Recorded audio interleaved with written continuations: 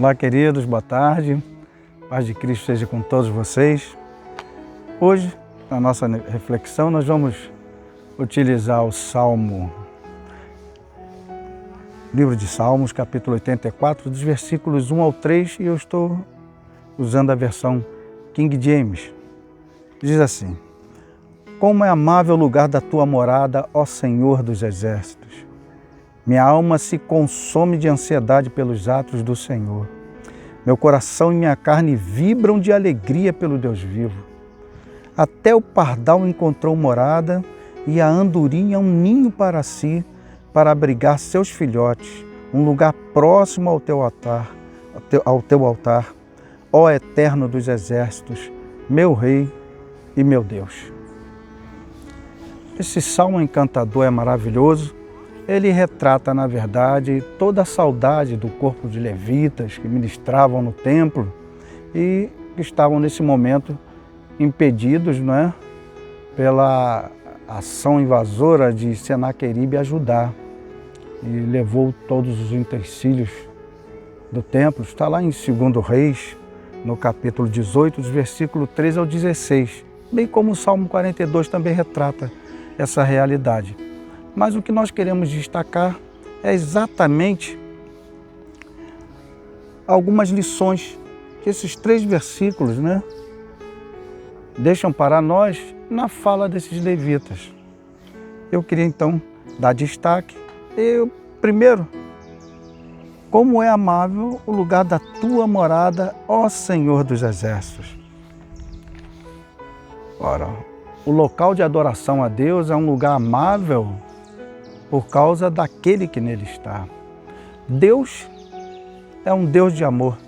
A sua motivação para chegar a mim e a você foi o amor. Foi por isso que Ele sacrificou o seu Filho, deu o seu Filho. É o que está registrado no clássico João 3,16. Deus amou o mundo, a humanidade, melhor dizendo, de tal maneira que deu o seu Filho unigênito para que todo aquele que nele crê não pereça, mas tenha a vida eterna. João coloca uma coisa bem maravilhosa acerca disso. Ele vai dizer em 1 João, na sua epístola, 1 João 4, versículo 8, uma coisa interessante. Ele diz que quem não ama não conhece a Deus, porque Deus é amor. E Jesus deixou também essa marca antes de sair de cena, de ser crucificado e glorificar o Pai através do seu sacrifício vicário. Ele deixou essa instrução para os seus discípulos, no Evangelho de João, no capítulo 13, versículos 34 e 35. Ele diz: um novo mandamento vos dou, que vos ameis uns aos outros. E nisso reconhecerão que sois meus discípulos, se vos amardes uns aos outros. Portanto, o amor deve ser a marca de todo cristão. E a casa do Senhor não pode refletir, não pode espelhar outro sentimento maior do que esse. A igreja é um lugar de acolhimento, mas deve ser um lugar de amor. E os levitas deixaram essa primeira lição para nós. Quão amável são os teus tabernáculos. Quão amável é a tua casa, Senhor. Um lugar onde nós temos o privilégio de congregarmos e de podermos amar e nos sentir amados, acolher e nos sentirmos acolhidos. Então, a casa do Senhor tem essa marca e todo cristão deve ter também. Mas tem uma segunda lição, está no 2º versículo. Minha alma se consome de ansiedade pelos atos do Senhor. Meu coração e minha carne vibram de alegria pelo Deus vivo. Isso é maravilhoso, porque aqui ele retrata todo o prazer, toda a alegria e satisfação, e como o coração deles eram tomados de expectativa para chegar o momento de adoração coletiva no templo, Então, aquela entrega incondicional deles, a expectativa de um encontro com a presença majestosa do Todo-Poderoso. E, infelizmente, temos constatado que alguns estão perdendo essa alegria, esse prazer de estar na casa do Senhor, principalmente em decorrência dessa pandemia, a clausura, o distanciamento, já não estão mais com seus corações fervendo, com aquele ardor, expectativa e principalmente pela alegria que o salmista Davi retrata muito bem no Salmo 122, no versículo 1. Alegrei-me quando me disseram, vamos à casa do Senhor. E o escritor aos Hebreus nos recomenda, inspirado pelo Espírito Santo, uma coisa que nós devemos atentar, né? Hoje nós vemos aí um número crescente de desigrejados, pessoas que tomaram aversão à casa do Senhor por N motivos, que eu não quero entrar nos detalhes, né?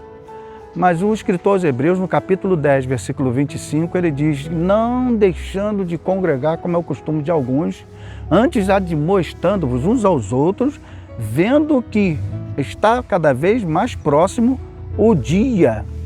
Aquele dia que ele faz referência é justamente a segunda volta de Jesus.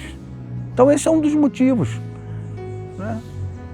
Nós precisamos retomar a nossa vida, não deixando a vida espiritual ou dizendo que ela só acontece dentro da igreja, mas há uma importância da vida coletiva, de estarmos reunidos na casa do Pai.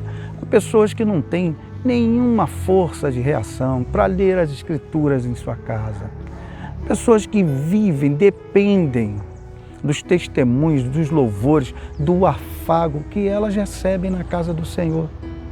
Pessoas que vivem solitárias, mesmo em meio às multidões. Tem gente que vive com 8, 10 parentes dentro de uma casa e ninguém pergunta como está, como vai, como chegou, como as coisas estão dentro dela. Mas muito bem, a casa do Senhor tem essa peculiaridade de acolher, de recepcionar. Então, a casa do Senhor é uma casa de amor, e também é o local da presença majestosa de Deus, o lugar onde nós encontramos, sabe, esse vigor espiritual. A presença de Deus é incomparável, é insubstituível e nada nem ninguém pode viver sem a presença de Deus. Ela está presente em tudo, em todas as coisas, mas quando se trata de adoração, aí a bênção é mais exponenciada. E a terceira lição, que na verdade foi o motivo, né, foi a motivação do meu coração para explorar esse texto.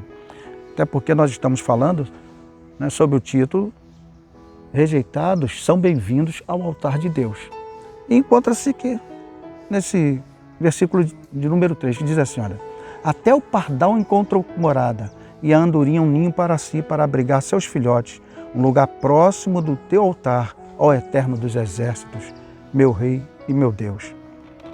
É impressionante porque o acolhimento ao ser mais insignificante e rejeitados estão presentes aqui. Não só a rejeição a seres humanos, mas a animais. E aqui o salmista, ele destaca pardal e andorinha. Os levitas, então, estão retratando o privilégio dessas aves insignificantes para os homens. Até para elas, rejeitadas, havia um lugar próximo, elas faziam um ninho próximo aos átrios, a presença do Senhor. E isso é interessante.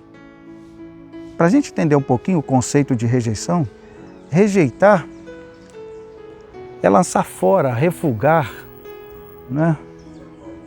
É repelir, repudiar. Tudo isso está correlacionado à ideia de rejeição, né? E os pardais, eles são da Europa e eles hoje estão presentes, acho que quase em todos os continentes. Mas eles vieram parar aqui no Brasil, eu estive lendo um pouquinho, sobre a orientação, a aceitação de Oswaldo Cruz, que na época era secretário de saúde, e estava havendo uma infestação de insetos. Então, os pardais foram recomendados, fossem trazidos para cá, para eles justamente, né, na cadeia alimentar, eles diminuírem essa população de insetos, diminuir. Mas depois, hoje você vê, eles são considerados verdadeiras pragas. O IBAMA de vez em quando lança aquele redão e tiram dezenas, centenas deles de cena. O pardal é um pássaro que, para os pseudos passarinheiros que pensam entender alguma coisa de criação de Deus, eles não conhecem nada, nem acerca do Criador, nem da criação de Deus. Eles veem o pardal como um pássaro rejeitado, coitado, porque ele não tem beleza, ele não tem penas coloridas e nem tem um canto agradável, assim como a andorinha. Mas o interessante é que o salmista, ele vai exaltar exatamente a pessoa do rejeitado, a um lugar próximo ao altar de Deus. Nos anos 90, eu assisti um documentário em que um alto representante do IBAMA, ele tinha avaliado um pássaro preto chamado bicudo. Ele assobiava o hino nacional. Ele estava avaliado na década de 90 em cerca de 50 mil reais. Mas o que mais me impressionou foi um pássaro chamado trinca-ferro, que os passarinheiros classificam o canto dele como boi. Ele dá uma queda no final do canto. Ele estava avaliado em 100 mil. Haviam roubado. Uma quadrilha, foi no Mato Grosso do Sul, haviam roubado, anilhado, quer dizer, participava de competições, campeão. Estava avaliado em 100 mil reais naquela época. E o dono estava oferecendo uma oferta aí de uma recompensa de 5 mil reais para quem devolvesse. Mas o interessante é que Deus, na sua presciência, sabendo de tudo isso, fez com que o salmista registrasse a presença desse serzinho rejeitado juntinho ao altar de Deus. E nessa tarde eu quero concentrar essa fala para você, que de repente está se sentindo rejeitado, sem lugar no mundo, se sentindo um peixe fora d'água, talvez com ideias até, quem sabe, as raias de um suicídio, de atentar contra a própria vida, achar que não tem valor nenhum, é um zero à esquerda. Pois muito bem, eu quero dizer para você que o Filho de Deus, o Senhor do universo, de toda a glória, ele também foi rejeitado. João 12, o Evangelho diz assim, que ele veio para os seus, mas os seus não receberam. Jesus veio para o seu povo judeu. O povo judeu não reconheceu sua messianidade. Ele foi rejeitado. Então ele sabe lidar com os rejeitados. Jesus foi rejeitado, porém ele não rejeita. João 6,37, ele diz que todo aquele que o Pai o dá, vem a ele, e ele de maneira nenhuma lança fora. Se você nessa tarde decidir tomar essa decisão e se achegar a Cristo, ele não vai te rejeitar.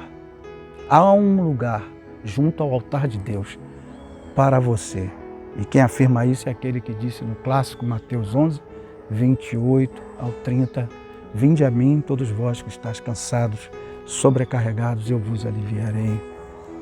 Tomai sobre vós o meu jugo e aprendei de mim, que sou manso e humilde de coração.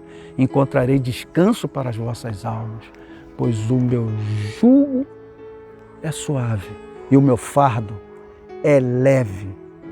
E eu quero que você pense nisso.